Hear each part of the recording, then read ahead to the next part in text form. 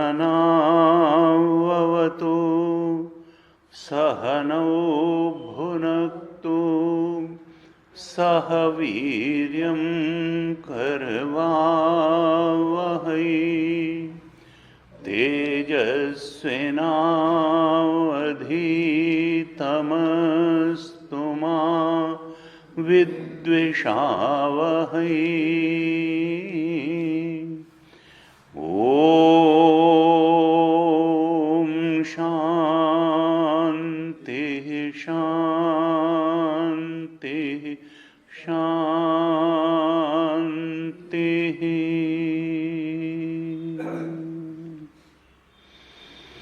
सदाशिवसमारम्भां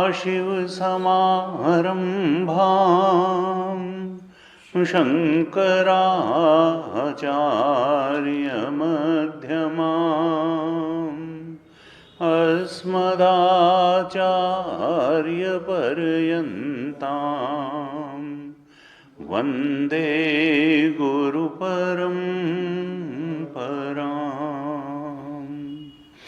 अज्ञानतिमिरान्धस्य ज्ञानाञ्जनशलाकया चक्षुरुन्मीलितं येन तस्मै श्री गुरवे नमः।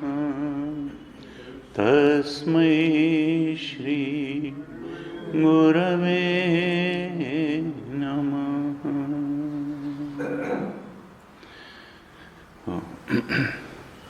चौथे श्लोक से थोड़ा पाठ कर लेते हैं, फिर चर्चा करते हैं। आप दोहराइए।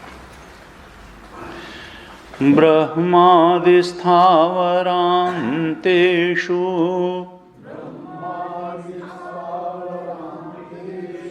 वैराग्यं विषयेष्वनु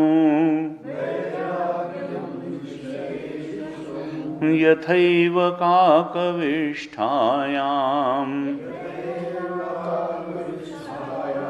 वैराग्यं तद्धि निर्मलम्। नित्यमात्मस्वरूपं हि दृश्यं तद्विपरीतगम्। एवं यो निश्चयः सम्यक् विवेको वस्तुनः स वै सदैव वासनात्यागः शमोऽयमिति शब्दितः। निग्रहो बाह्यवृत्तीनां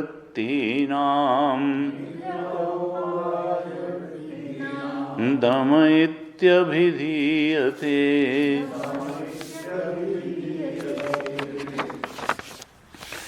विषयेभ्यः परावृत्तिः परमोपरतिर्हि सा सहनं सर्वदुःखानां तितिक्षा सा शुभामता। निगमाचार्यवाक्येषु भक्तिः श्रद्धेति विश्रुता। चित्तैकाग्र्यं तु सल्लक्ष्ये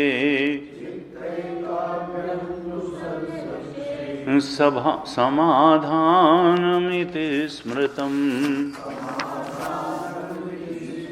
संसारबन्धनिर्मुक्तिः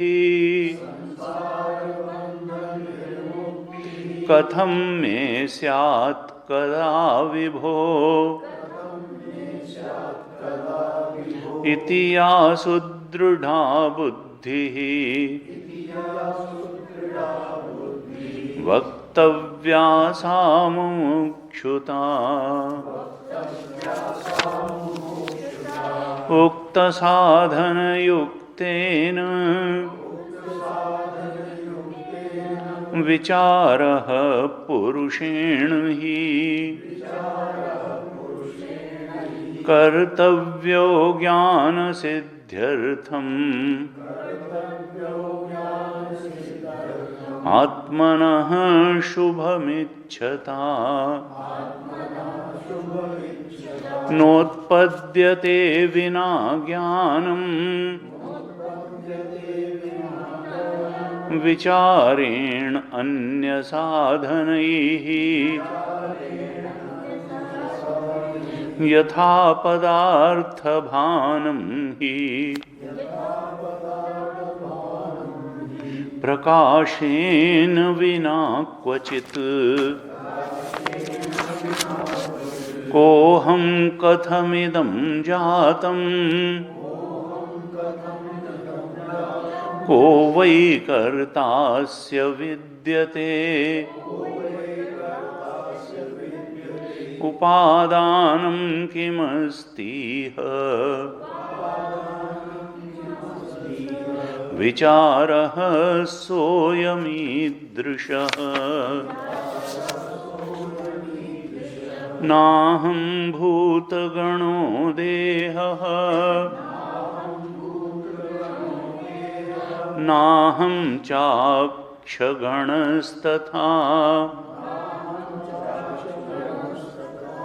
एतद्विलक्षणः कश्चित्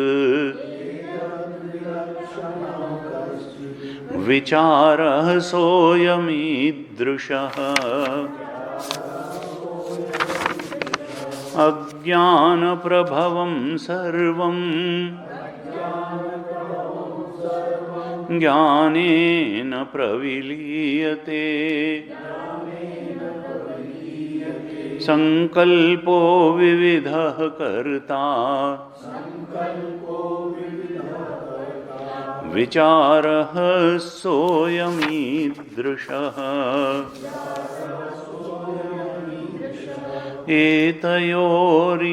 एतयोर्यदुपादानम् एकं सूक्ष्मं सदव्ययम् यथैव मृद्घटादीनां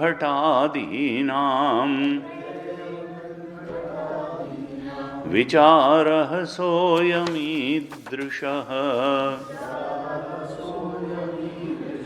अहमेकोऽपि सूक्ष्मश्च ज्ञाता साक्षी सदव्ययः तदहं नात्र संदेहः विचारः सोऽयमीदृशः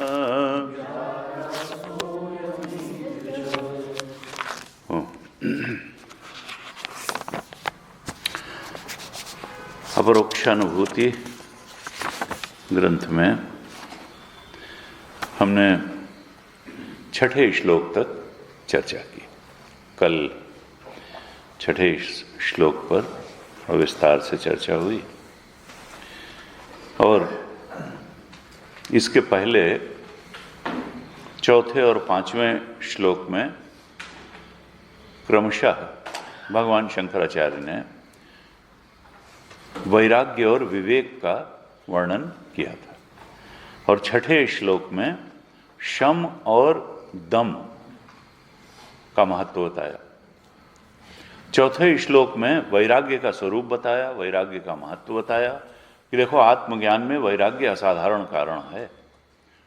वैराग्य अत्यंत आवश्यक है साधक के अंदर और वैराग्य के बिना आत्मज्ञान की कल्पना नहीं की जा सकती है, क्योंकि वैराग्य अंतःकरण शुद्धि का माध्यम है और आसक्त चित्त भक्ति नहीं कर सकता है। आसक्त चित्त में भली प्रकार से श्रवण मनन निधिध्यासन भी नहीं हो सकता है, क्योंकि आसक्त चित्त जहां आसक्ति होती है या तो उसकी कामना करता है, या न मिलने की चिंता करता है, या पाने के बारे में चिंता करता है। आसक्ति प्राणी जिस प्राणी पदार्थ परिस्थिति में उसी का चिंतन चलता है, फिर परम सत्य का चिंतन वहां नहीं चलता है। इसलिए वैराग्य आत्मबोध में, परम सत्य के बोध में असाधारण कारण है और इसकी अत्यंत आवश्यकता है।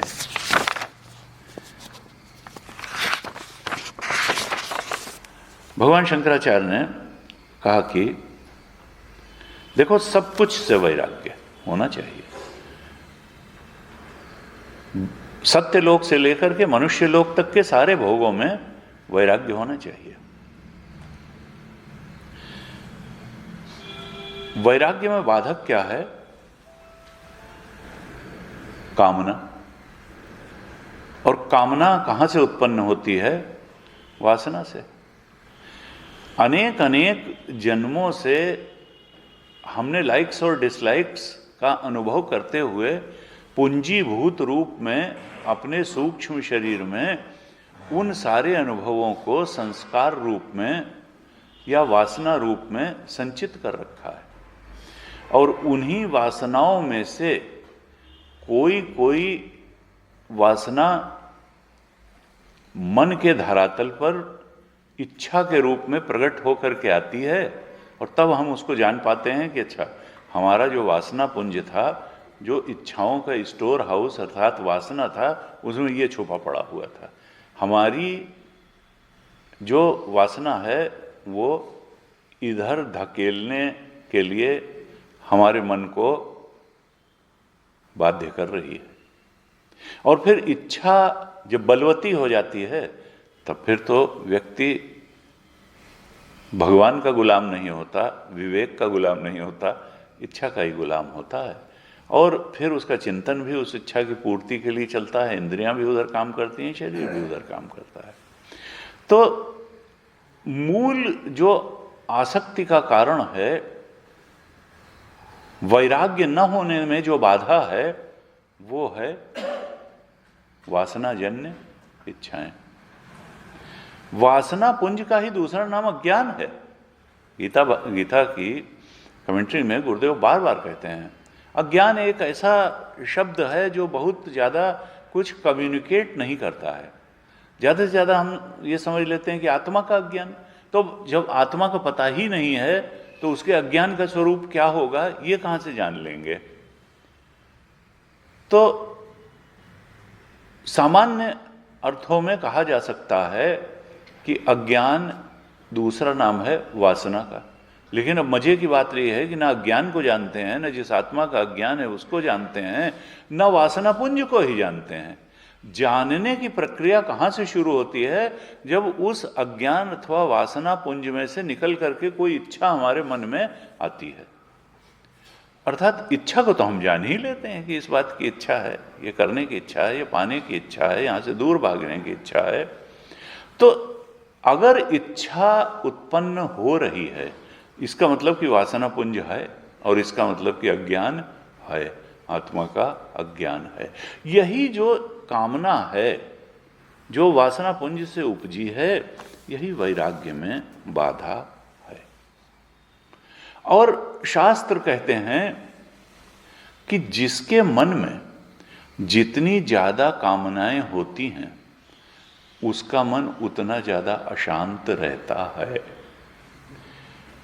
कामना मन को सुखी बनाने के लिए नहीं आई है, ये मन को अशांत करती है और मन को बलहीन भी बनाती है। कामना के नीचे व्यक्ति दबा दबा सा महसूस करता है। बिना उसके पूरे किए वो अपने अंदर एक हीनता, एक अभाव अनुभव करता है।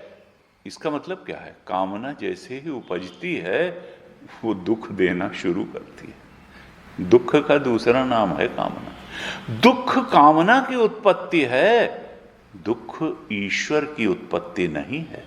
दुख आत्मा की उत्पत्ति नहीं है, दुख प्रकृति की उत्पत्ति भी नहीं है, दुख वासना जन्य इच्छा की ही उत्पत्ति है।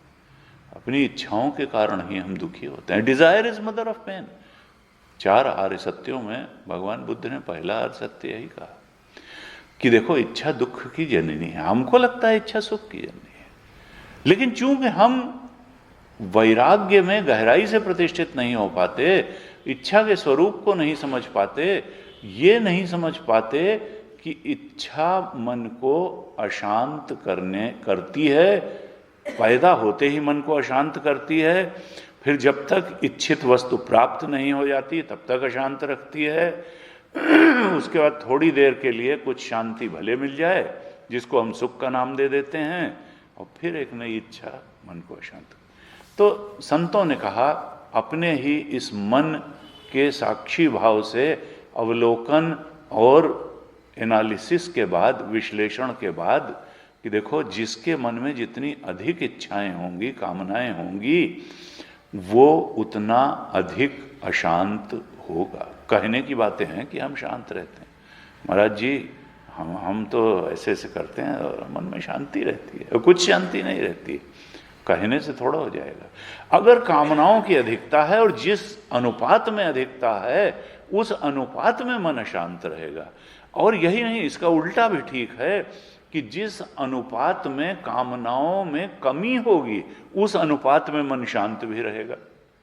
ऐसा नहीं कि एक दिन अशांत रहेगा और फिर एकदम से शांत होगा, जब प्रजहाति यदा कामान सर्वान पार्थ मनोगतान आत्मन्येवात्मना तुष्टा स्थित प्रज्ञ, एकदम से एक दिन में स्थित प्रज्ञ की स्थिति आ जाएगी और सारी कामनाएं झट से खत्म हो जाए। ऐसा कुछ नहीं है। हमको प्रयास करना पड़ेगा और धीरे धीरे अपनी इच्छाओं को कम करना पड़ेगा। उनकी कलई अपने विवेक द्वारा खोल खोल करके कि ये इच्छा हमको सुखी बनाने नहीं आई है, ये तो उत्पन्न होते ही मन को अशांत कर देती है, और जब तक रहती है अशांत किए रहती है। तो क्या कम्युनिकेट करना चाहते हैं भगवान शंकराचार्य? शम और दम पर हमने कल चर्चा की थी। तो शम में कहा था, सदैव वासना त्याग शम अयम इति शब्द था। सदा ही वासना का त्याग करते रहने को ही शम कहा गया है। शम का अर्थ था मन की शांति। मन में तो अर्थात क्या है कि वासना जन्य इच्छाएं शम की विरोधी हैं।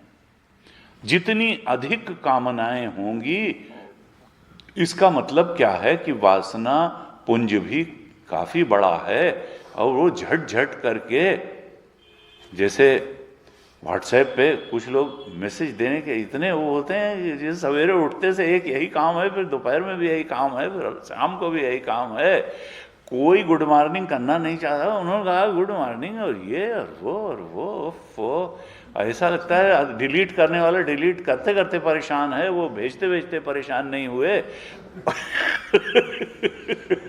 फिर लोग ब्लॉक करना शुरू कर, फिर झगड़े। तो वासना पुंज में लगता है इतना ज्यादा वहां भरा हुआ है कि वो इच्छाओं का व्हाट्सएप समझ में नहीं आता कि ये खत्म कब होगा, कितना डिलीट करें। वो तो एक के बाद एक उसमें, लेकिन वो जब आ जाता है तो मालूम पड़ता है। तो कहा कि सदैव वासना त्याग, हमको हमेशा इसके निवारण का प्रयत्न करना पड़ेगा। क्योंकि देखिए, वासना पुंज का तो एकदम से करना है। हाँ, इच्छाओं की एनालिसिस करके उसको चिंतन करके बढ़ा करके कर्म के स्तर पर उतारने से उसको जरूर रोका जा सकता है, क्योंकि हमारी फ्री विल है, हमारी संकल्प की स्वतंत्रता है। हम चाहें तो उसको सोचें और चाहें तो बिल्कुल उल्टे विषय को सोचें। हम चाहें तो उसको शरीर और इंद्रियों द्वारा कार्य के स्तर पर उतारें और चाहें तो न उतारें। मन में क्रोध आने पर भी हम चाहें तो अपशब्द जीभ से निकालें और चाहें तो न निकालें। यही तो, अगर संकल्प की स्वतंत्रता ना होती तब तो फिर नैतिक उपदेश का कोई अर्थ ही न रहता। चूंकि संकल्प की स्वतंत्रता है, इसीलिए तो शास्त्र कहते हैं ये करो ये करो ये करो। चूंकि तुम्हारे अंदर वो पावर नेचर ने मनुष्य में ही दी है, संकल्प की स्वतंत्रता है, फ्री विल है कि तुम ये चाहो ये करो, वो चाहो वो करो, वो चाहो वो करो। जिधर चौराहे पे खड़े हो, सामने पीछे बाएं दाएं जिधर चाहो जा सकते हो। इसलिए कहा कि हे साधक, तुमको ये करना होगा। किस लिए करना होगा? जिससे परम आनंद, जो परम सत्य और परम ज्ञान और परम आनंद एक ही उस सत्य का नाम है, उस परम आनंद के बोध में प्रतिष्ठित हो सको और अशांत मन को शांत बना सको। क्योंकि अशांतस्य कुतः सुखम, गीता जी ने कहा, जो मन शांत ही नहीं है वो सुखी कहां से है। और ये कामना अशांत ही नहीं बनाती है, ये कामना तो व्यक्ति को बलहीन भी बना देती है। नायम आत्मा बलहीनेन लभ्य। जैसे जैसे कामनाओं का त्याग होता है, व्यक्ति शांत भी होता है और उसके मन में आध्यात्मिक बल की उत्पत्ति भी होती है। शांत बनता है, बलवान बनता है। का देखो, मन, अशांत मन को ही तो दुखी मन कहते हैं। और दुख क्या है? जब मन अशांत होता है तो उसी को तो दुख कहते हैं। अर्थात कामना जितनी अधिक होगी, मन उतना अधिक अशांत होगा, अर्थात उतना अधिक दुखी होगा। और कामनाएं जैसे जैसे कम होती चली जाएंगी, उस अनुपात में मन शांत भी होता जाएगा और आध्यात्मिक दृष्टि से बलवान भी बनता जाएगा और दुख भी उसी अनुपात में कम होता जाएगा। और अगर कामना राहित्य हो जाए भगवत कृपा से, अपने प्रयास से, शास्त्र और ईश्वर कृपा से, तब फिर तो आत्मरमण हो जाएगा। वही तो वासना पुंज की निवृत्ति है, वही तो अज्ञान की निवृत्ति है। इसीलिए कामना निवृत्ति पर इतना जोर शास्त्र देते हैं, वासना त्याग पर इतना जोर दिया। असल में ये पराकाष्ठा को अगर वासना त्याग श्रम पहुंच जाए तो प्रजहाति यदा कामान सर्वान पार्थ मनोगतान आत्मन्येव आत्मना तुष्ट, वो तो स्थित प्रज्ञ की स्थिति हो जाएगी। अगर संपूर्ण रूप से कामना या वासना का त्याग हो जाए तो वही तो एषा ब्राह्मी स्थिति पार्थ। अहम इदम कहा विहाय कामान्य सर्वान पुमांश्चरति निस्पृहा। जब सारी कामनाओं का त्याग हो जाता है तो स्पृहा का, आसक्ति का त्याग हो जाता है। और निर्ममो निरहंकार स शांतिम अधिगच्छति। अहंकार का त्याग, वासना का त्याग, मम का त्याग, अहम का त्याग, अज्ञान का त्याग, यही तो शांति का मार्ग है। और ऐसा ब्राह्मी स्थिति पार्थ, ये कोई छोटी मोटी चीज नहीं, ये केवल शम नामक मन की उपलब्धि नहीं है। अगर पूरी तरह से वासना पुंज का त्याग हो जाए, कलई खुल जाए कामना की, तो फिर तो आत्मरमण हो गया। अब वासना जन्य इच्छाओं में रमण नहीं है, इच्छित वस्तु में रमण नहीं है, बल्कि अब तो आत्मरमण, परमानंद की स्थिति आ गई। विषयानंद से व्यक्ति बहुत ऊपर उठ गया। अब विवेक क्या है? कहा कि देखो, ये कामना करता कौन है? कहा कामना करता है हम कामना करते हैं, यानी जीव चेतन है जो कामना करता है। ईश चेतन जो हमारा स्वरूप है, ब्रह्म चेतन जो हमारा स्वरूप, वो थोड़ा कामना करता है। वो तो आप्त काम है, वो तो परमानंद रूप है। वो क्यों सुख की ही तो कामना होती है, और काहे की कामना? तो कामना करने वाला क्या है? ये जो आत्मा के शुद्ध स्वरूप के अज्ञान से उत्पन्न जो चेतन है, अर्थात सूक्ष्म शरीर में कैद चेतन है, अर्थात जीव चेतन है। ये जीव ही तो कामना करता है, जीव की ही तो इच्छा है, जीव की ही कामना है, जीव का ही तो वो वासना पुंज है जिसकी पूर्ति के लिए वो अनेक अनेक शरीर धारण कर चुका। और जब तक उस वासना पुंज रूपी अज्ञान का नाश नहीं होगा, तब तक जन कितने शरीर धारण करता रहेगा। क्यों धारण करता रहेगा? उन्हीं वासना जन्य इच्छाओं की पूर्ति के लिए। इस जीव का कोई वास्तविक अस्तित्व है? वास्तविक अज्ञान जन्य चेतन का नाम जीव होता है। अज्ञान से आच्छादित चेतना, यही तो जीव है। यानी जीव की उत्पत्ति के मूल में क्या है? आत्मा का अज्ञान, आत्मा के सच्चे स्वरूप का अज्ञान। और अज्ञान से जिस चीज की उत्पत्ति होती है, उसका कोई रियल एग्जिस्टेंस नहीं होता है। अगर रज्जू में सर्प की प्रतीति हो रही है, सर्प की उत्पत्ति हुई है और वो अज्ञान के कारण हुई है, तो सर्प पर वहां कुछ है वह नहीं। अगर स्थाणु में पुरुष की उत्पत्ति हुई है तो पुरुष वहां है नहीं, वहां है स्थाणु ठूठ ही है। अगर आकाश में नीलिमा की उत्पत्ति हुई है तो नीलिमा वहां कुछ है वह नहीं, प्रतीति है। मृग मरीचिका में जल प्रतीति मात्र है। अज्ञान से जिस चीज की उत्पत्ति होती है वो होता नहीं है, प्रतीति हो। तो अगर आत्मा के अज्ञान के कारण जीव की उत्पत्ति हुई है, इसका मतलब क्या है? जीव की वास्तव में कोई सत्ता ही नहीं, वो है वह नहीं। जिसकी सत्ता नहीं है उसकी कामना परेशान किए हुए है। और जब उस प्रमाता जीव की ही कोई सत्ता नहीं है, वृत्ति की कोई सत्ता है? उस इच्छित वस्तु, काम्य वस्तु की कोई सत्ता है? नहीं, आत्मा की ही सत्ता है। ये सब अध्यस्त हैं। जीवत्व जो सब कामना करने में फंसा हुआ है, जिसका वासना पुंज है, वो जीव भी असत है, मिथ्या है। कामना भी मिथ्या है, विचार मात्र है। विचार तो उसमें ज्ञान तत्व ही है, विषय तो मिथ्या है, विषय कहां। और काम में वस्तु जो है उसका भी कोई वास्तविक, अब जिस चीज का कोई वास्तविक अस्तित्व तो नहीं है वही नचाए है, वही परेशान किए हुए है। कबीर जब हम पैदा हुए, जग हंसा हम रोए, ऐसी करनी कर चलो, हम हंसे जग रोए। जग रो रहा है तो रहने दे। पिछली बार इलाहाबाद जा रहा था, सामने एक सज्जन मिले, डॉक्टर साहब नौकरी का मुकदमा लड़ने इलाहाबाद जा रहे थे। कहा आप लोग ऐसे ऐसे करते हैं तो फिर लोग तो सुधरे नहीं, समाज में तो वैसी ही भ्रष्टाचार व्यवस्था सब फैली हुई है। हमने कहा हम समाज सुधारने के लिए साधु नहीं, हम अपने को सुधारने के लिए साधु हुए। ये व्यक्ति व्यक्ति की यात्रा है। दूसरे के सुधरने से, तेजोमैन जी के बोध प्राप्त करने से हमको थोड़ा बहुत प्राप्त हो गया। हम जब प्राप्त करेंगे तो हमारा कल्याण होगा। हम तपोवन जी महाराज के शिष्य खाली बन जाने से थोड़ा हमको बोध हो जाएगा। एक एक की यात्रा। हमने कहा हम आत्म कल्याण करने के लिए साधु बने हैं। हम समाज सुधारक लोग समाज का कल्याण करते हैं, हम आत्म कल्याण के लिए। हाँ, ये अवश्य है कि एक नैतिकता बनती है कि अगर कोई हमने जितना पाया है, अगर कोई जिज्ञासु आएगा और पूछेगा और श्रद्धा से पूछेगा कि भाई अगर आपको जीवन में कुछ शांति मिली है, कोई सुख मिला है, कोई आपके जीवन में आध्यात्मिक उन्नति का अनुभव हुआ है, तो आपको कैसे अनुभव हुआ है, किस किस मार्ग से हुआ, थोड़ा हमको भी बताइए, तो हम अवश्य बताएंगे। हमें केवल यही करना है। बाकी हमारा जो साधु बनने का उद्देश्य है वो स्वयं वासना त्याग के मार्ग से चलते हुए आत्म बोध में प्रतिष्ठित होना है।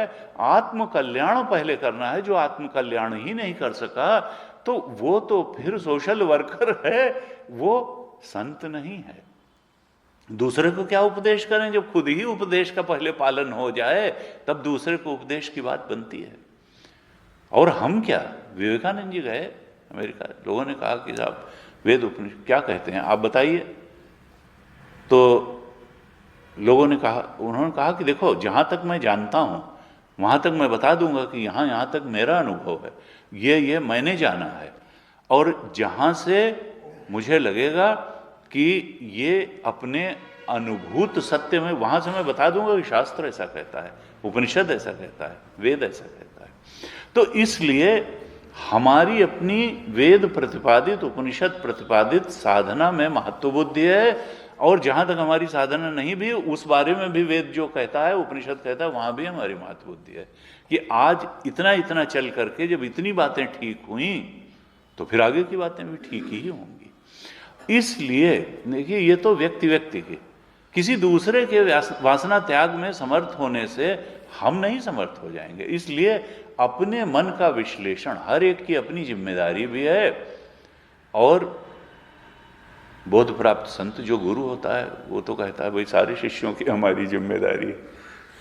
सुधान जी कहते हैं, गुरु जी कहते थे कि भाई हम तो सबका ठेका लिए हुए हैं ना, और गुरुदेव ने, चिन्मयानंद जी ने कितनों का ठेका लिया।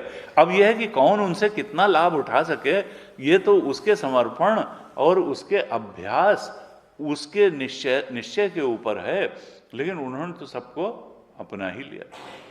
और कई बार गुस्सा भी होते, कहते थे कि devotees are many but disciples are very few. Devotees are many, disciples नहीं। जो वास्तव में शिष्यत्व की योग्यता रखते हो वो बहुत कम होते। हाँ, ये है कि भक्त बहुत हैं, संत के पास बैठने से अच्छा लगता है, ऐसा लगता है कि संकल्प से कुछ हमारा हित भी हो जाएगा।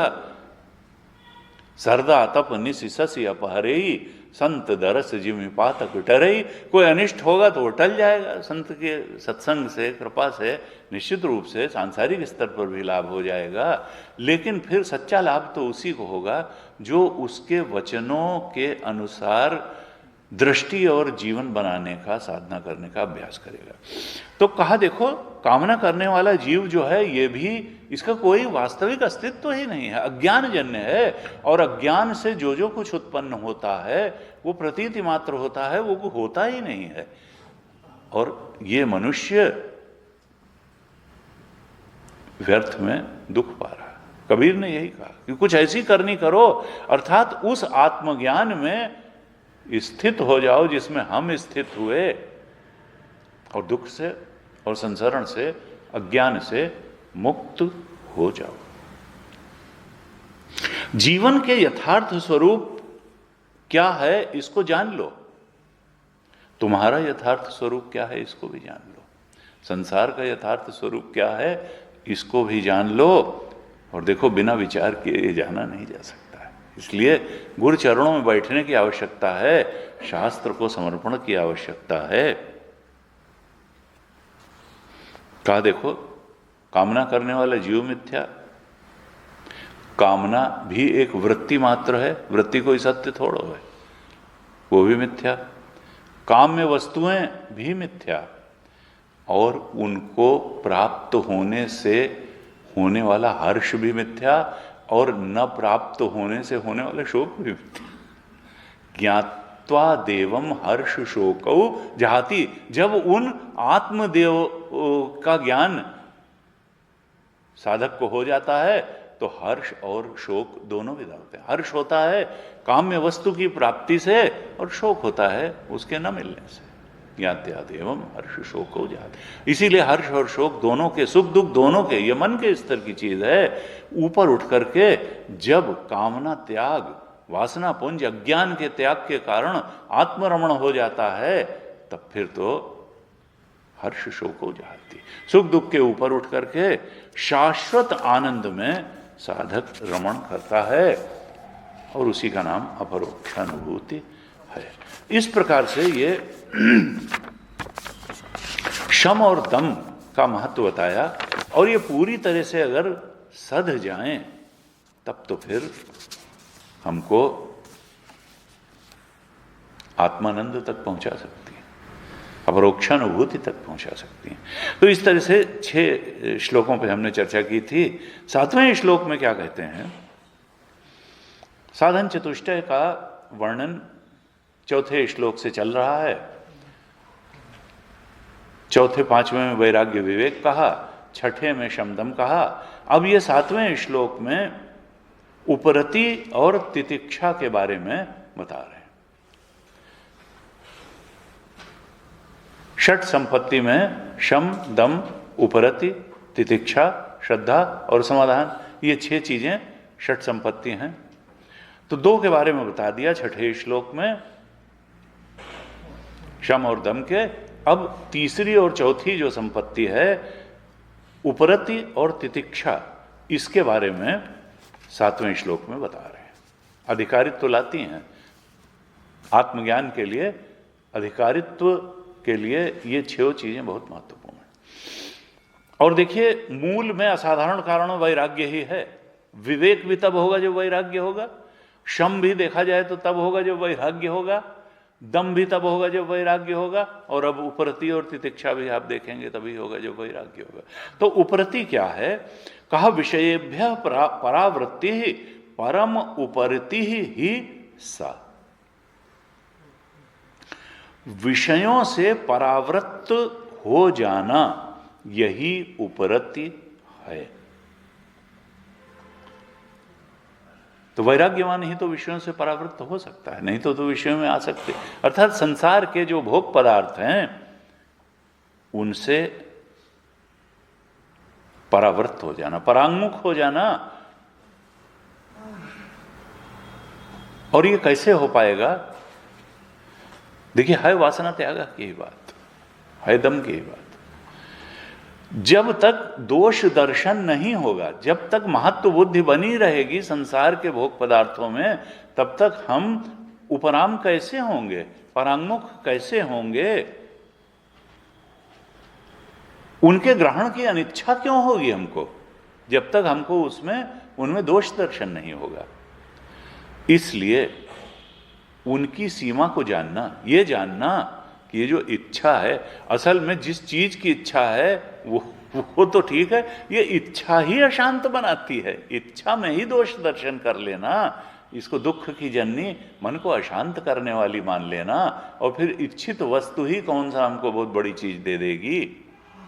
कहा जब इस प्रकार से व्यक्ति चिंतन करेगा तो विद्यानंद स्वामी जी ने जो इस पर टीका लिखी है उसमें लिखा, विषयेभ्यः शब्दादिभ्यः परावृत्ति है। क्यों? क्योंकि ये बंधन के कारण है। हिरण्य जो है वो शब्द में फंस जाता है और फिर बहेलिया जो है उसको मार देता है। ऐसे ही अवधूत गीता में बहुत हुआ। हाथी जो है स्पर्श में फंस करके जीवन खो देता है, भंवरा जो है कमल की पराग में, सुगंध में फंस करके जीवन खो। ये जो पांचों जो अर्थ हैं विषयों के, शब्द, स्पर्श, रूप, रस, गंध, इनमें फंस करके ये जीव अपना जीवन व्यर्थ भी कर देता है और जीवन नष्ट भी कर देता है, मृत्यु को भी प्राप्त हो जाता है। और कहा कि ये लोग तो हिरण और हाथी और भंवरा, ये तो एक एक अर्थ के प्रेमी हैं। मनुष्य तो पांचों का एक साथ प्रेमी है, उसको शब्द, स्पर्श, रूप, रस, गंध सब तो एक व्याधि बस नर मरहि, ए असाधि बहु व्याधि, पीड़ा ही संतत जीव कहाँ, सो किमि लहै समाधि। कैसे जो है परमात्मा चिंतन करेगा, आत्मरमण हो पाएगा, जब तक विषय रमण में ही महत बुद्धि, सुख बुद्धि बनी रहेगी, तो असत बुद्धि कहां से आएगी? कहा पहले दोष दर्शन करो, विषयभ्य परावृत्ति ही परम उपरति ही। अब परम उपरति ही कह दिया, इसमें उपरति ही नहीं कहा, परम उपरति। विद्यानंद स्वामी जी लगते हैं कैसे होगी ये परावृत्ति? अनित्यत्व आदि दोष दर्शनेन ग्रहण अनिच्छा उपरति है। अनित्यत्व आदि दोष का दर्शन कि भाई इससे क्या होता है, लगता है थोड़ी देर के लिए कुछ मिला, मिलता शाश्वत रूप से कुछ नहीं मिलता। ये सब अनित्य हैं, क्षणिक सुख देने वाले हैं और परिणाम में दुख देने वाले हैं। अनित्यत्व दोष आदि दर्शनेन, अनित्यत्व आदि दोष ग्रहण अनिच्छा, इस प्रकार से अगर दृष्टि बना लें विषयों के प्रति, संसार के तमाम भोग पर, तो फिर ग्रहण की अनिच्छा हो जाएगी। और यही तो चाहिए, यही उपरति है, यही ग्रहण की अनिच्छा। शब्दादि जो विषय हैं उसमें अनित्यत्व आदि दोष दर्शन करके जब ग्रहण की अनिच्छा हो जाती है तो इसी को उपरति कहते हैं।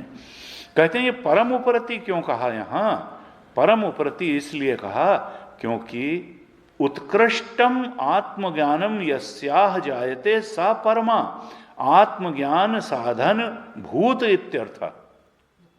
परमा क्यों कहा? क्योंकि ये उपरति आत्मज्ञान का बहुत बड़ा साधन है। उत्कृष्ट और आत्मज्ञान से बढ़कर के उत्कृष्ट कोई बात इस सृष्टि में नहीं है। बाकी सब चीजें काम चलाऊ हैं। क्यों? क्योंकि all other achievements are achievements of maya. Maya means that hardly exist. 5 factory खोल ली, न खोलने वाला एग्जिस्ट करता है, जो खोली जा रही। देखिए उस विचार के धरातल पर यही है। क्या तुम माइक उपलब्धियां हैं वो कभी सुख नहीं देंगे, सुख तो आत्मा का धर्म है। परम परम का मतलब है उत्कृष्टम आत्मज्ञानम यस्याह जायते। उपरति से जो सबसे उत्कृष्ट चीज है आत्मज्ञान, उसकी उत्पत्ति हो जाती है। इसलिए कहा कि परम उपरति, क्योंकि उत्कृष्टतम चीज, परम चीज जो आत्मज्ञान है, उसको उत्पन्न करने के लिए उत्पत्ति, ये उपरति आवश्यक है। और ये क्यों? क्योंकि आत्मज्ञान का साधन भूते है, आत्मज्ञान का बहुत बड़ा साधन है उपरति।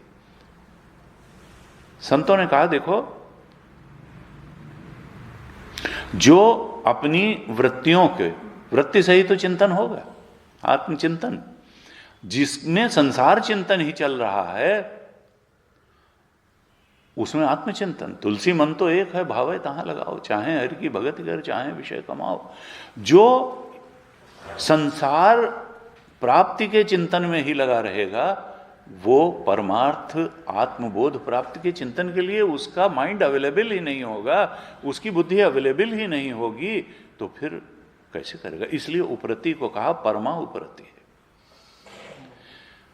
फिर कहते हैं विद्यारायण जी, अनया सर्व कर्म संन्यास लक्ष्यते। उन्होंने और आगे कर दिया कि उपरति का मतलब असल में लक्षित कहां कर रहे हैं? सर्व कर्म संन्यास। क्यों? क्योंकि जो बहुत काम करने में लगा रहेगा तो बिना विचारे कोई काम थोड़ा होता है। इसीलिए सन्यास की इतनी वकालत है आत्मज्ञान के लिए। क्योंकि जब हम काम करेंगे, संसार में कोई बहुत बड़ा लक्ष्य लेकर के चलेंगे, तो उसके लिए चिंतन भी करना पड़ेगा, समय भी देना पड़ेगा। और गुरुजी कहते थे कि भाई काम हाथ में लेते समय तक तो हमारी फ्री विल रहती है कि ये काम करें कि वो काम करें, कि ये लक्ष्य बनावें कि वो। एक बार ले लिया तो फिर उस लक्ष्य की प्राप्ति के लिए ही पूरा दिन सारा चिंतन चलता है। अब तो अगर उसको करना है तो इतने बजे उठना है, यहाँ जाना है, इनसे मिलना है, इनसे दब के बात करनी है, इनसे चढ़ के बात करनी है, और इस समय ये टैक्ट लगाना है, उस समय ये टैक्ट लगाना है। इसी सब में जो है फिर चिंतन होगा और जाएगा। इसलिए कहा कि उपरति ही, बहुत ज्यादा काम के चक्कर में मत पड़ो। अखंडानंद जी महाराज कहते देखो, बहुत काम करने का जो तुम्हारा अभ्यास है उसको घटाओ, क्योंकि तब आत्मचिंतन के लिए तुमको सबसे बड़ा काम तुम्हारे जीवन का आत्मज्ञान है। उसको तुम पोस्टपोन करके अगर और कामों में लगे हो तो जरा सावधान होकर के देख लो, वासनाजन्य इच्छाओं के दबाव में ही लगे होगे। क्योंकि शरीर चलाने के लिए बहुत कम बात चाहिए होती है। थोड़ा भोजन चाहिए होता है, थोड़ा वस्त्र चाहिए होता है, इच्छा के दबाव में ही आदमी बहुत बड़े बड़े कामों को हाथ में लेता है।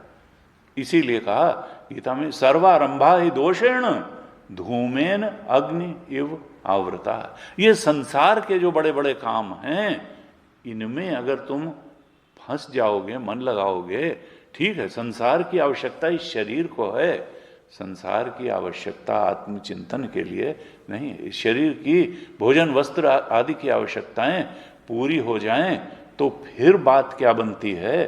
ठीक है, गृहस्थ जीवन है तो फिर काम छोड़ने की बात नहीं है, लेकिन अगर वानप्रस्थ आया है तो भी क्यों उलझे हुए हो? अगर सन्यास आ गया है, जिंदगी भर तुमने इतना कमा लिया है कि अब तुम आत्मचिंतन में अपनी वृत्ति का निवेश करते, तो फिर अभी क्यों वो लक्ष्य? फिर तो आपको अधिक से अधिक समय उधर देना चाहिए जो जिसके लिए मनुष्य जीवन मिला है।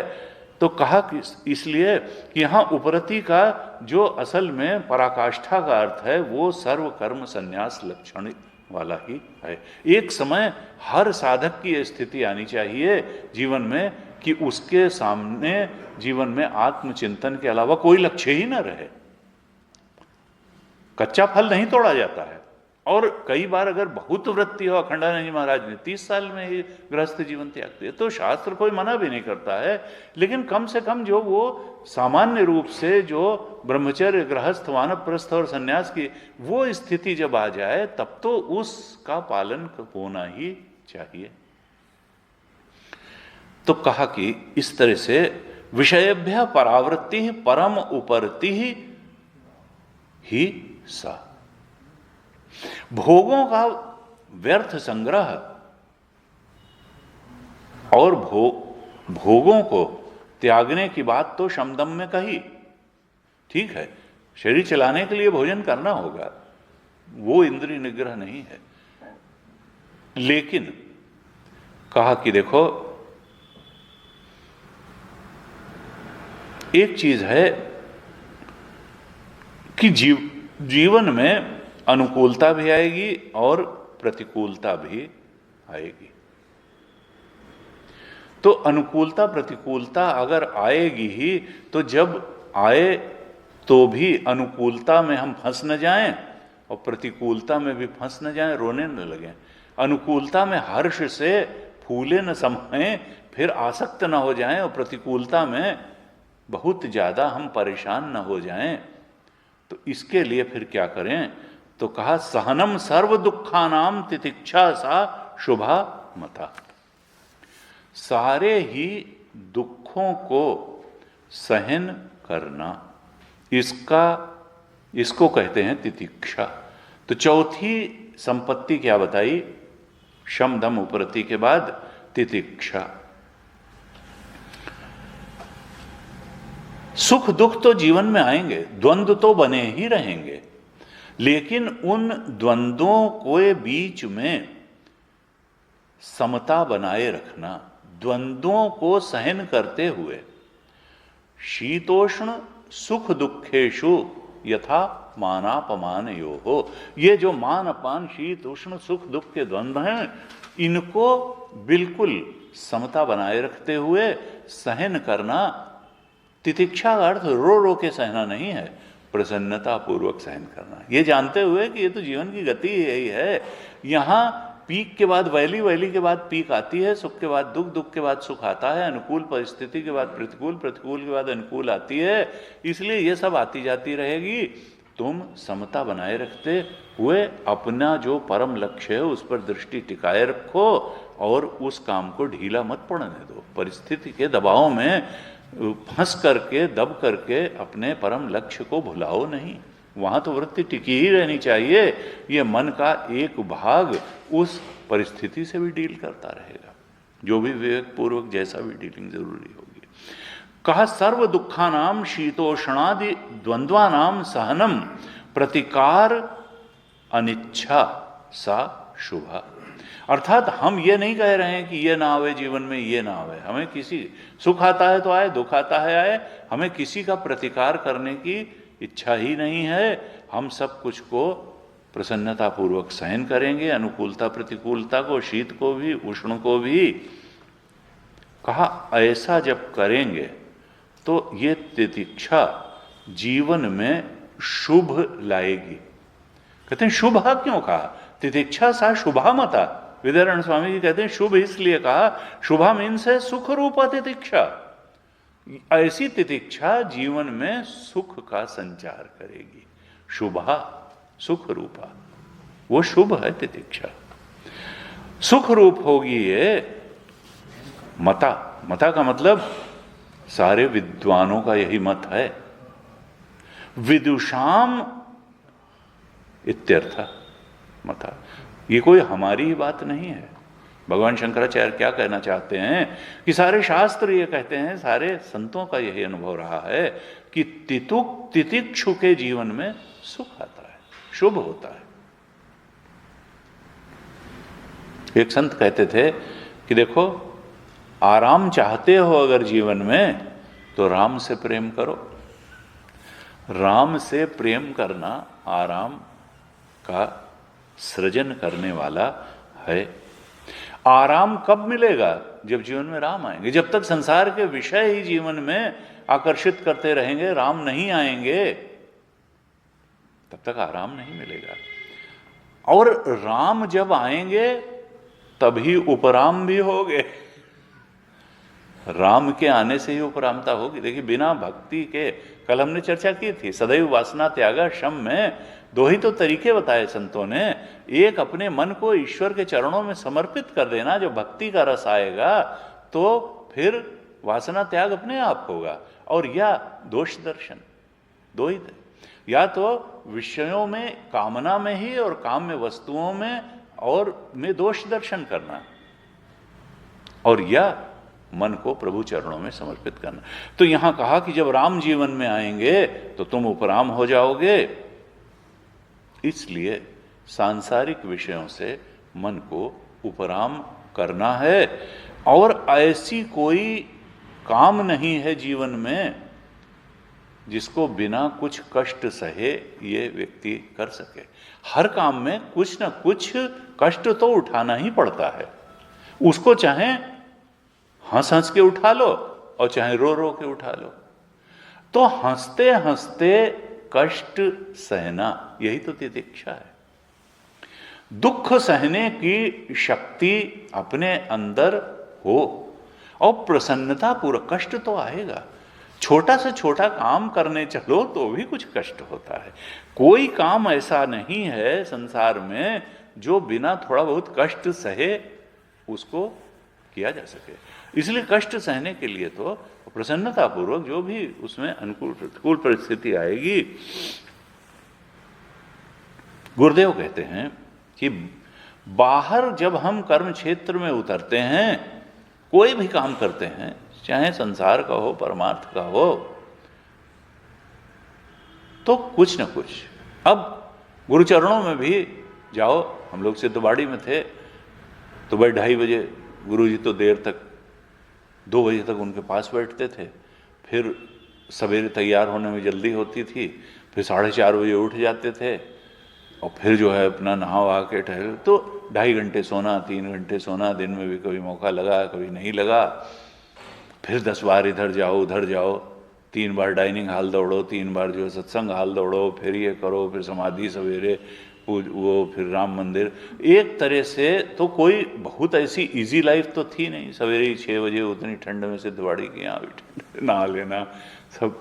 तो कहा देखो, कोई भी ये जो बाह्य कठिनाइयां हैं इनको शांति पूर्वक सहन कर लेना, ये सामर्थ्य परमात्मा ने दी भी है, हम इसको बढ़ा भी सकते हैं। इसी का नाम तितिक्षा है। गुरुदेव कहते थे कि देखो, कष्ट जो होते हैं, बाह्य कठिनाइयां या प्रारब्धवश जो भी दुख आता है, वो हमारी आत्मा को कभी स्पर्श नहीं करता, आत्मा को कुछ भी स्पर्श नहीं करता है। ऐसे जो भी कठिनाइयां हैं, दुख हैं, वो हमारे पैरों तक ही आते हैं, और हमको चाहिए कि हम उनको पैरों तक ही आने दें, अपने पास तक ना आने दें। ये जो अपने पास तक ना आने देने की सामर्थ्य है, यही तितिक्षा है। उनको पैरों तक ही रखो, वो तुम्हारे पास आ नहीं सकते हैं। हम ज़्यादा भावुक होकर के उनको अपने ऊपर सवारी करने का मौका देते हैं, इसलिए वो दुख हमारे ऊपर फिर हमको चलाना शुरू करते हैं। का पास मत आने दो, क्योंकि देखो तुम्हारे पास शक्ति है, दुख सहन की शक्ति है। तो उपरति और तितिक्षा इस प्रकार से कहा कि देखो, मन को शांत मन, देखा जाए तो मन को शांत बनाए रखने की ही ये सारी टेक्निक्स बताई जा रही हैं। वैराग्य भी जो बताया, तो कहा ये जब कामना शांत होगी तो मन शांत होगा, दम होगा तो भी मन शांत बनेगा, उपरति होगी तो उससे भी मन शांत होगा, और तितिक्षा नहीं तो मन पर द्वंद्व सवारी करेंगे, मन शांत होगा। तो मन को शांत बनाने की ही सारी टेक्निक, क्योंकि शांत मन जो है, अगर परम शांति हो जाए तो यही तो आत्म शांति हो जाएगी, यही तो आत्म सुख हो जाएगा। तो कहा कि देखो, ये सूक्ष्म जगत में कार्य होता है। अध्यात्म का मतलब है मन के ऊपर काम करना, बाहर नहीं काम करना। बाहर भी अगर उसके लिए सत्संग की आवश्यकता है, शास्त्र संग की आवश्यकता है, स्वाध्याय, तो बाहर और अंदर का कोई लकीर मार के बहुत अंतर भी नहीं किया जा सकता है। अब क्या कहते हैं, ये उपरति और तितिक्षा के बारे में 7वें श्लोक में बताया, और 8वें श्लोक में अब श्रद्धा और समाधान, 5वीं और 6ठी संपत्ति के बारे में बता रहे हैं। 8वें श्लोक में दो और संपत्तियों का, अंतिम दो षट संपत्ति में अंतिम जो दो संपत्तियां हैं, श्रद्धा और समाधान, इसका उल्लेख भगवान शंकराचार्य कर रहे हैं। श्रद्धा, समाधान। अब श्रद्धा क्या है? कहा निगम आचार्य वाक्येषु भक्ति श्रद्धा इति विश्रुता। निगम और आचार्य के वाक्यों में भक्ति होना। देखिए, यहां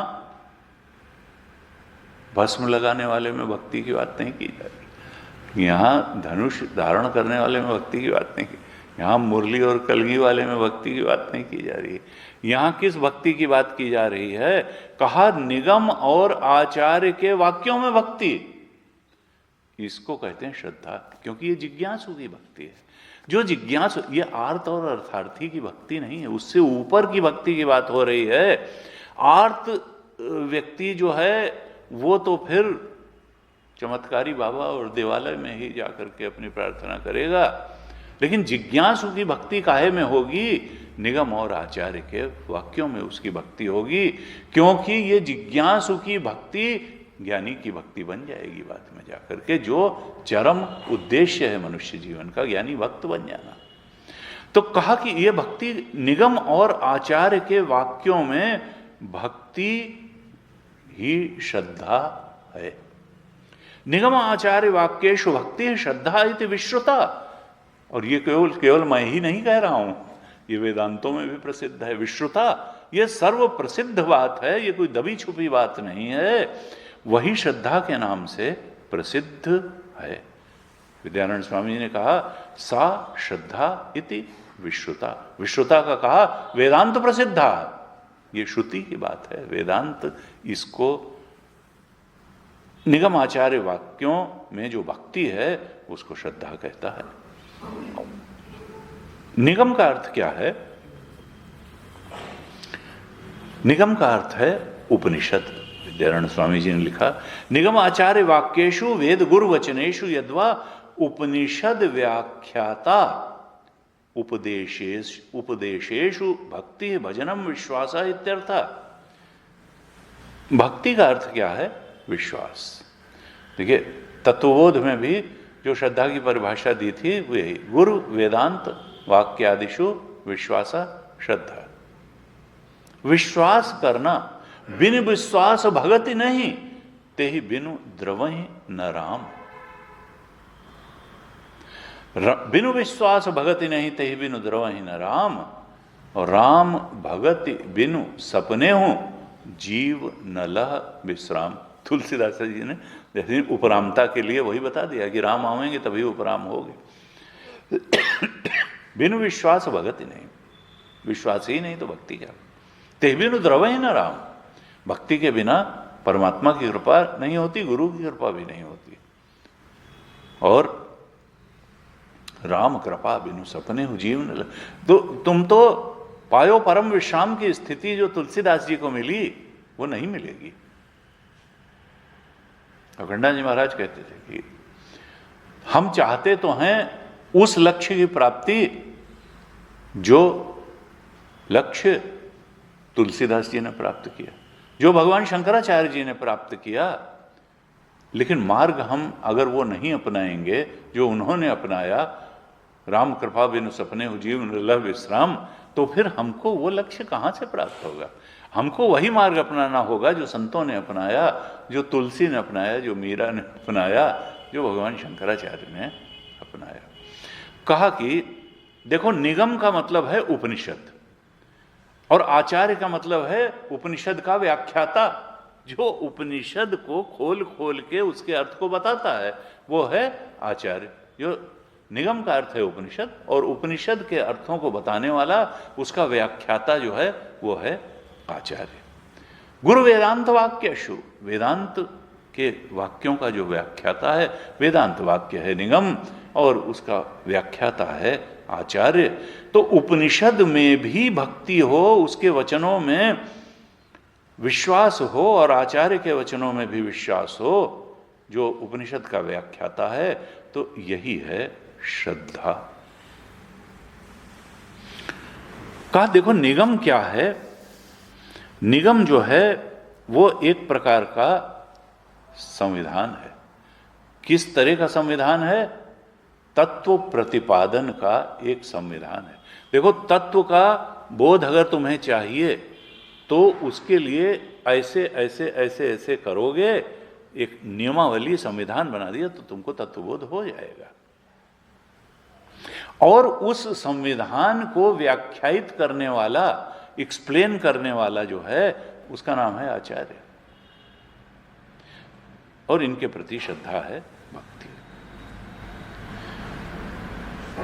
समर्पण हो, श्रद्धा हो, विश्वास हो, भक्ति हो। लेकिन क्या है, मनुष्य शास्त्र का गुलाम नहीं बनना चाहता, वो आचार्य के वचनों का गुलाम नहीं बनना चाहता, वो निगम के वेदांत के वाक्यों का गुलाम नहीं बनना चाहता, वो अपने अहंकार का ही गुलाम बने रहना चाहता है।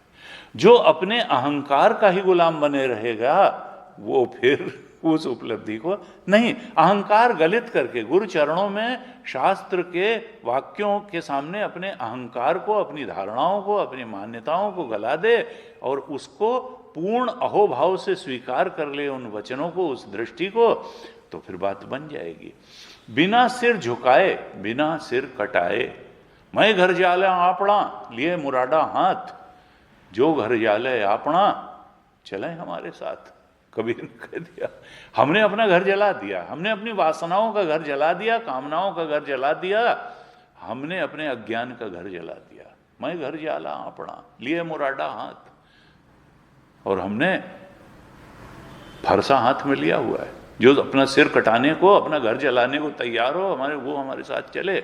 जो अपने अहंकार में ही जीवित रहना चाहता है, जो वासनाओं की पूर्ति, इच्छाओं की पूर्ति के लिए ही जो जलाना नहीं चाहता इच्छाओं को, वासनाओं को, अज्ञान को, वो फिर न चले।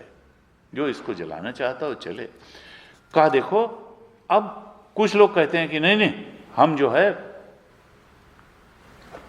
अप्पा दीपो भव, वो ठीक है अप्पा दीपो भव, लेकिन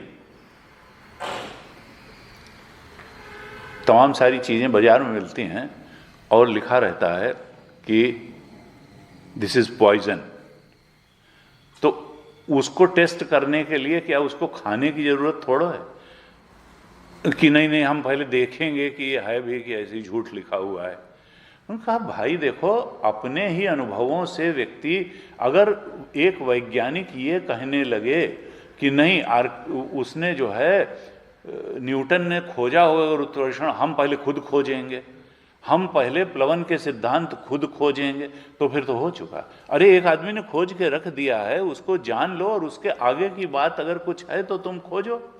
दूसरों के अनुभवों से सीख लेना और उस मार्ग पर बढ़ करके अपना कल्याण कर लेना बुद्धिमान व्यक्ति का तो ये काम है। तो निगम जब है, आचार्य है, तो लेकिन सिर्फ ये कि हम सिर झुकाएंगे नहीं किसी के सामने, इसलिए हम ना निगम की बात मानेंगे ना आचार्य की बात मानेंगे, तो फिर दूसरों के अनुभवों से जो हम लाभ उठा सकते थे उससे हम वंचित रह जाएंगे। तो ये क्या है कि दूसरों के, पूर्व के संतों के, निगम के वेदांत वाक्यों का लाभ उठा लेना, लेकिन ये तब होगा जब हम श्रद्धा रखेंगे, विश्वास रखेंगे, भक्ति रखेंगे, अपने अहंकार को वहां समर्पित करेंगे। अपनी बात को ही अगर हम ऊपर रखते रहेंगे तो फिर हम लाभ से वंचित रह जाएंगे। इसलिए कहा विश्वास बहुत है। क्यों? क्योंकि कोई मार्गदर्शक अगर नहीं है तो हम भटक सकते हैं, हम कहां तक अपने आप मार्ग खोजेंगे। इसलिए मार्ग बताने के लिए आचार्य भी आवश्यक है, उसके प्रति श्रद्धा आवश्यक है, निगम भी आवश्यक है। ये जो है कहा कि श्रद्धया सत्यम आप्यते, शास्त्र में कहा श्रद्धा से ही सत्य मिलता है। अश्रद्धालु को श्रद्धा मान लभते ज्ञानम, गीता का तो बड़ा प्रसिद्ध ही है। कहा देखो, श्रद्धा गुरु में भी चाहिए, श्रद्धा शास्त्र में भी, निगम में भी चाहिए, और श्रद्धा ईश्वर में भी चाहिए। कुछ लोग कहते हैं नहीं ईश्वर की क्या बात है, गुरु और का नहीं, ईश्वर में भी श्रद्धा, उनका ईश्वर में विश्वास भी चाहिए। जब इस नश्वर देह में बैठा हुआ चेतन अर्थात हम तो कर्ता हैं। ये देह तो मरणशील है, नश्वर है, जड़ है, इसमें ये चेतन के कारण ये चेतन, तो जब इस देह के कर्ता के रूप में हम अनुभव कर रहे हैं अपना, तो इस विश्व का क्या कोई कर्ता नहीं होगा? जब हमारे अंदर एक कर्ता बैठा हुआ है तो इस समष्टि का भी तो कोई कर्ता होगा, उसी का नाम तो ईश्वर है। तो हम अगर इस देह में कर्ता हैं तो इस विश्व में भी कोई कर्ता अवश्य है। और भगवान शंकराचार्य ने केनोपनिषद भाष्य में लिखा, तत्सिद्धि जगतः नियत प्रवृत्ति है।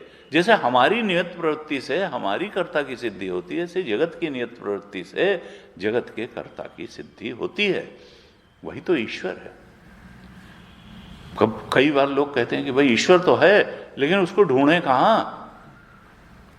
कबीर ने तो कह दिया, दिल मां खोज दिल है दिल खोजो यहीं रही मां रामा। लेकिन कुछ लोग कहते हैं कि भाई ईश्वर को ढूंढे कहां? बाहर ढूंढे कि अंदर ढूंढे? भीतर मिलेगा कि बाहर मिलेगा? वेदांत कहता है कि अगर खाली बाहर ही मिला तो अधूरा ईश्वर मिलेगा, और अगर खाली अंदर ही मिला तो भी अधूरा ही मिलेगा। वो तो सब जगह मिलना है, अंदर भी मिलना चाहिए, बाहर, तब पूरा होगा। अब यहां क्या है, योगी कहते हैं कि नहीं, योगी आदित्यनाथ नहीं, योग दर्शन के योगी कहते हैं, हाँ ये तो बड़ा हो गया कि योगी नाम से एक व्यक्ति इतना प्रसिद्ध हो जाएगा कि योगी। योगी कहते हैं कि ईश्वर भीतर मिलता है, क्योंकि वो वृत्ति के दृष्टा के रूप में ही वहीं तक आते हैं। वो दृष्टा के ब्रह्मत्व तक तो योग दर्शन जाता नहीं। तो वो कहते हैं कि ईश्वर क्या है, अंदर मिलेगा, आत्मा तो के रूप में ईश्वर, परम गुरु के रूप में। योगी कहते हैं कि ईश्वर अंदर है, और उपासक कहते हैं कि ईश्वर बाहर है। उपासक तो हमेशा बाहर, विष्णु जी आ गए, शंकर जी आ गए, आशीर्वाद दे दिया, दर्शन हो गया। उपासक कहते हैं ईश्वर बाहर मिलेगा, योगी कहते हैं ईश्वर अंदर मिलेगा। वेदांती कहते हैं ये अंदर बाहर की बात छोड़ो, अंदर बाहर की बात छोड़ो। ईश्वर एक अखंड सर्वव्यापक है, वो अंदर भी है वो बाहर भी है। ये अंदर और बाहर की लकीर मारना तुम्हारा भ्रम है। अंदर बाहर क्या होता है? वो तो सर्वव्यापक है, ऑमनीशिएंट है, ऑमनीपोटेंट है, ऑमनीप्रेजेंट है। अंदर बाहर की बात नहीं है। ईश्वर संसार के कण कण में समाया हुआ है, क्षण क्षण में समाया हुआ है। वो तो संसार का अधिष्ठान है। ईश्वर सर्वम खलु इदम ब्रह्म, वो अलग नहीं है संसार से, संसार में समाया हुआ है। ऐसे उस अखंड परमार्थ चेतन का साक्षात्कार हमको करना है, यही लक्ष्य है, उसकी अपरोक्षानुभूति करनी है। और उस अखंड परमार्थ चेतन की अपरोक्षानुभूति तभी हो सकती है जब हमारी उपनिषद प्रतिपादित मार्ग पर भी श्रद्धा होगी, और उस मार्ग का निर्देश करने वाले आचार्य पर भी श्रद्धा होगी। ये जो है गुरु वेदांत वाक्यादिषु, निगम और आचार्य के वाक्यों में भक्ति, ये श्रद्धा है। अब क्या कहते हैं दूसरी चीज, समाधान। समाधान क्या है? कहा चित्त एकाग्रम तु सल्लक्ष्ये समाधानम इति स्मृतम। चित्त की एकाग्रता हो जाए, single pointedness of the mind, गुरुदेव कहते हैं। चित्त की एकाग्रता हो जाए, कहां हो जाए? सद लक्ष्य में।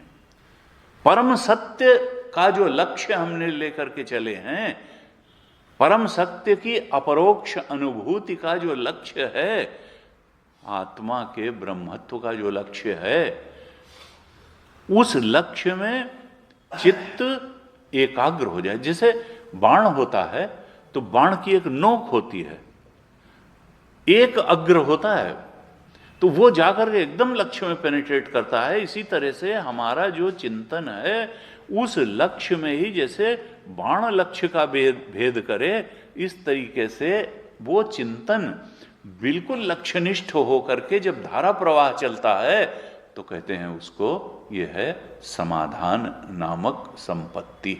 ये षट संपत्ति में अंतिम संपत्ति है समाधान।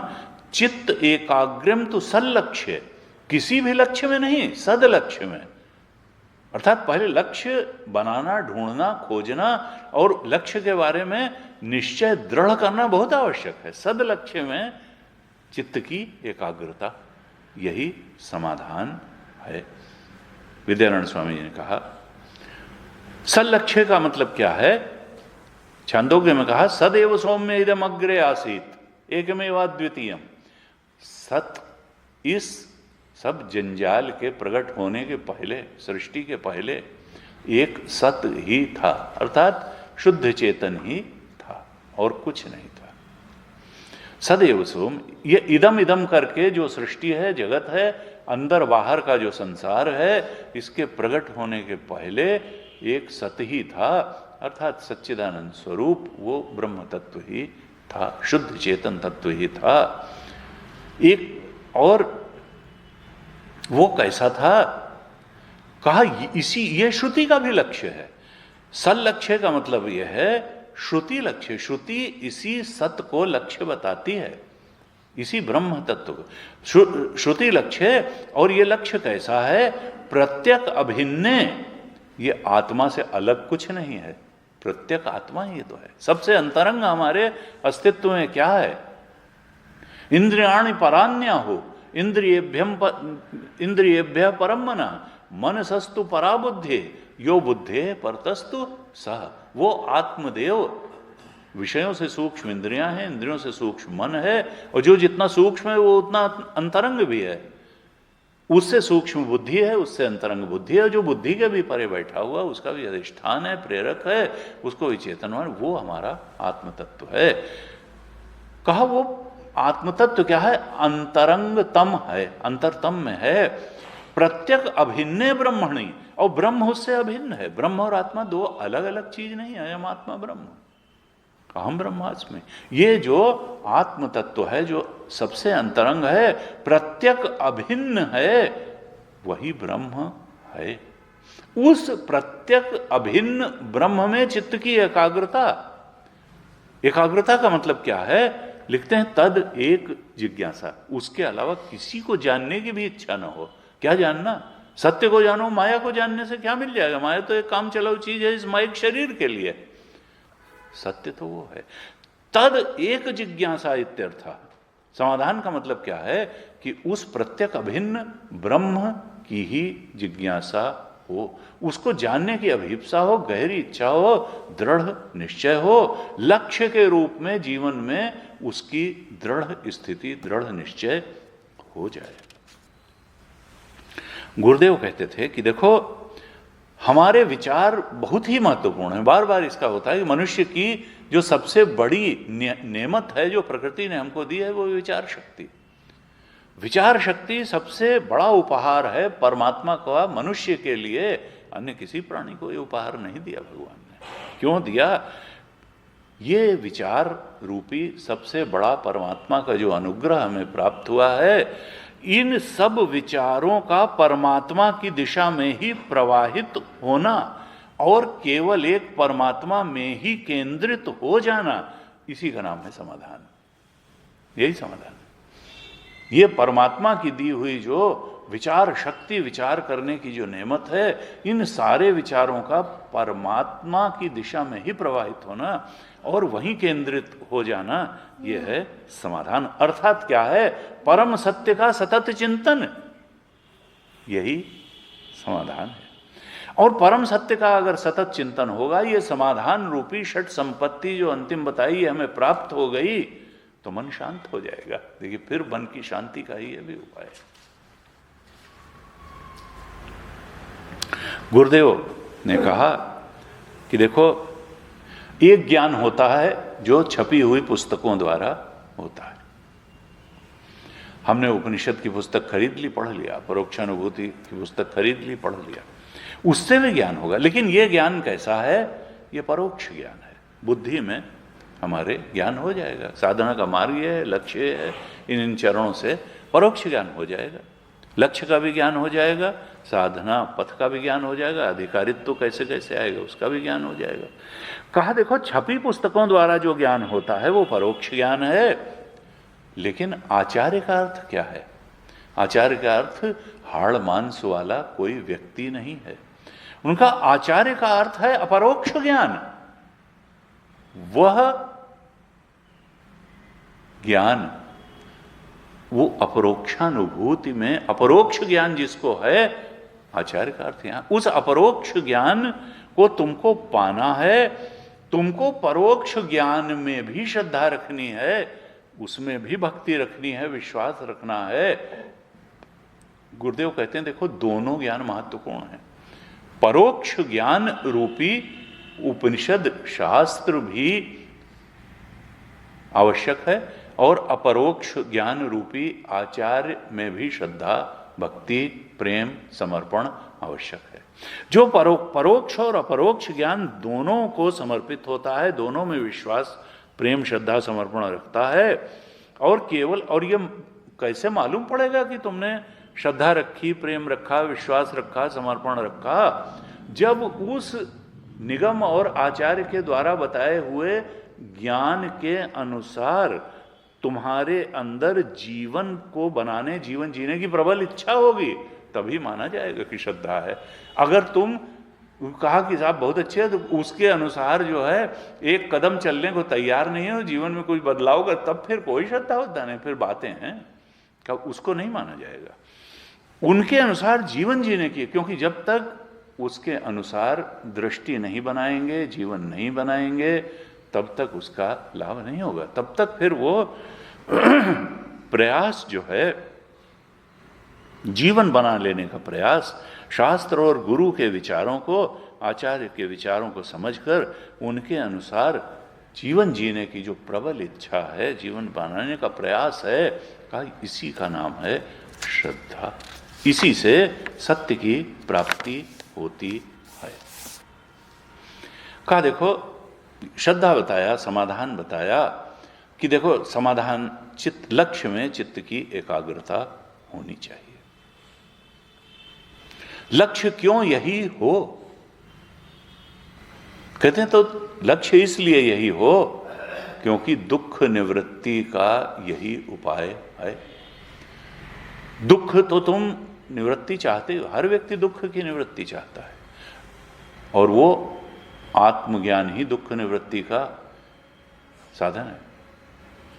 प्रस्तावना भाष्य में ब्रह्मसूत्र के हमने चर्चा की थी कि जितने अनर्थ हैं सर्व अनर्थ निवृत्त हेतु हो, ये कहा था, लिखा था, सर्व अनर्थ निवृत्त हेतु हो। क्या था? यही आत्मज्ञान, यही आत्मज्ञान। गुरुचरणों में बैठ करके श्रवण मन अधिकारित्व पूर्वक, ये जो विवेक वैराग्य षट संपत्ति मुमुक्षा पूर्वक जब गुरुचरणों में बैठ करके श्रवण में, तो सर्व अनर्थ की निवृत्ति का हेतु बनेगा। दुख की निवृत्ति सबको चाहिए, शांति सबको चाहिए। कौन है जो दुख की निवृत्ति, कौन है जो मन को शांत और सुखी नहीं बनाना चाहता? इसलिए लक्ष्य तो यही है, और लक्ष्य और कुछ हो नहीं सकता। इस लक्ष्य को प्रारब्ध दे नहीं सकता है, इंद्रियों के माध्यम से यह लक्ष्य प्राप्त नहीं हो सकता है, कर्म करके भी ये नहीं प्राप्त हो सकता है, किसी के आशीर्वाद से भी नहीं प्राप्त हो सकता है। जो न परिच्छिन्न है न विनाशी है, लक्ष्य तो वही है, सल लक्ष्य। सारे सत्पुरुषों ने का लक्ष्य यही रहा, सारे संतों का लक्ष्य यही रहा। कोई संत ऐसा नहीं हुआ जिसने वासना जन्य इच्छाओं की पूर्ति के माध्यम से सबसे बड़ी उपलब्धि हासिल कर ली हो। तो हम भी नहीं हासिल कर। अगर हम वासना जन्य इच्छाओं की पूर्ति के माध्यम से ही उस सबसे बड़े लक्ष्य आत्मबोध की प्राप्ति करने का सोचेंगे तो कभी नहीं प्राप्त होगा। वो तो वासना त्याग क्या ही मार्ग होगा, वासना पूर्ति नहीं। परम लक्ष्य को पहचानना हमारा कर्तव्य है। अखंडा जी महाराज तो कहते थे, देखो असल में इच्छा पूर्ति से भी शांति नहीं मिलती है और इच्छा से भागने से भी शांति नहीं मिलती है। अगर हम जबरदस्ती इच्छा से भागेंगे तो फ्रस्ट्रेशन होगा, डिप्राइवेशन महसूस करेंगे, अभाव महसूस करेंगे और डिप्रेशन में चला जाता है आदमी। क्यों? क्योंकि इच्छा तो है और हम जबरदस्ती उससे भागने की कोशिश कर रहे हैं, तो फिर डिप्रेशन होगा, डिप्राइव्ड फील करेंगे, अभाव महसूस करेंगे, हीन भावना महसूस करेंगे। देखो वो लोग पाए ले रहे हैं और हम पा नहीं रहे हैं। तो इच्छा से भागना भी उपाय नहीं है और इच्छा की पूर्ति भी उपाय नहीं है, दोनों ही उपाय नहीं। तो फिर उपाय क्या है? कहा उपाय है विवेक, विचार। विचार में बड़ी शक्ति है। जब आप देखेंगे कि परमात्मा के अलावा कोई चीज है ही नहीं, एक सत्य तो आत्मा ही है, ये किस चीज की इच्छा है और क्यों इच्छा है, इच्छा करने वाला कौन है, इच्छित वस्तु क्या है, ये तो सब अज्ञान जन्य है। इच्छा करने वाला भी अज्ञान की उपज है, इच्छा भी अज्ञान की उपज है, इच्छित वस्तु भी अज्ञान की उपज है, और अज्ञान की जो उपज होता है वो वास्तव में होता ही नहीं। हमने अभी चर्चा की, प्रतिमान सर्प का कहीं कोई अज्ञान जन्य जो भी चीज होती है वो होती नहीं, खाली प्रतीत होती है। ये अज्ञान जन्य जीव, ये अज्ञान जन्य संसार की कामना में भटक रहा है और हमको परेशान किए है। हम जीव चेतन बने बैठे हैं वासना पूर्ति के लिए, न जाने कितने जन्म जी डाले और कितने जी डालेंगे।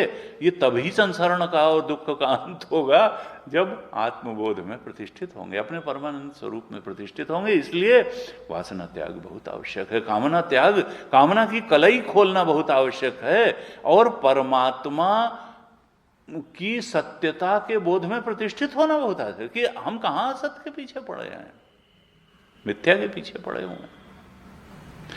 ऐसा समझते, जीवत्व के स्वरूप को समझते, इच्छा के स्वरूप को समझते, काम्य वस्तुओं परिस्थितियों के स्वरूप को समझते, उस आत्मदेव के स्वरूप को समझते ही शांति प्राप्त होगी। इच्छा से भागने से भी शांति प्राप्त नहीं होगी और इच्छा पूर्ति से भी शांति प्राप्त नहीं होगी। कहा इस तरह से उस परम सत्य के बोध में प्रतिष्ठित होने के लिए अपनी वृत्ति को एकाग्र करो, उस परमात्म तत्व के चिंतन में लगातार वृत्ति को लगा दो, सतत चिंतन में।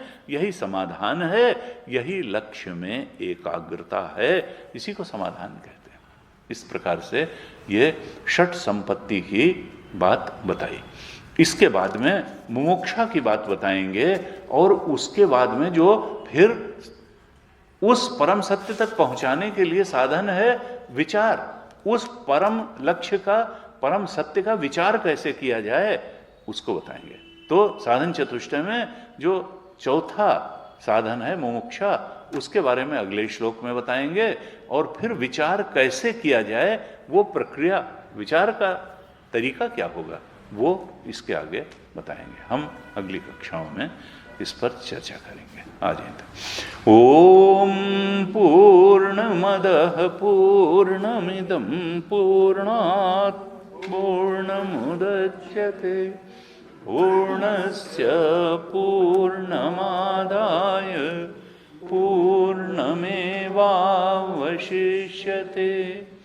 ओम शांति शांति शांति।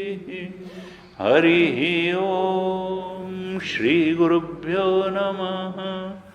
हरि ओम।